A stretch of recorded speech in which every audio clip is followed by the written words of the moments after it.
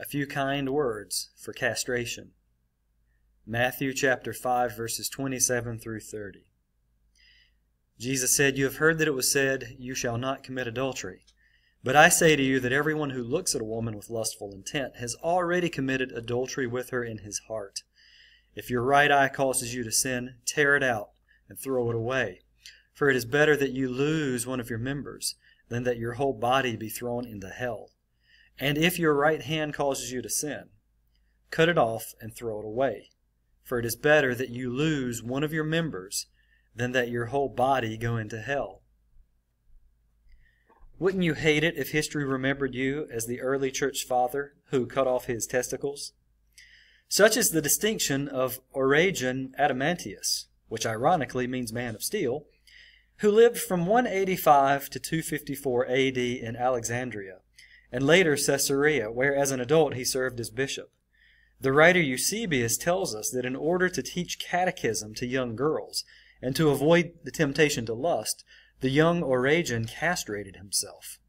The story is probably not true because Origen often warned Christians to take care not to read the Bible with a wooden literalism. Of course, he may have learned this lesson from painful experience. Whatever the case, if you see a religious-looking guy in medieval art holding his scrotum skyward, it's probably Origen. What a fanatic, right? Of course, the Word of God does not teach self-mutilation. If the Origen story is true, we can definitely say his application was an error.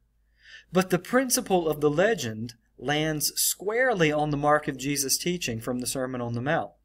Fanatical is the adjective that should be ascribed to the follower of Christ. Not only are we to refrain from sins like adultery, but even our thought life is to be beyond reproach. Our King condemns both the act of lust, but also the savoring of the impulse. Intent matters just as much as deed to an omniscient God who can see both. Therefore, we should radically, fanatically eradicate lust from our lives.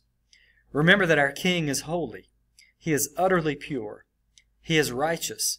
God is the absolute standard of good. Anything unholy and unrighteous is cast from His presence, including dirty thoughts. This is why Jesus said that we must treat our own sin with fanaticism.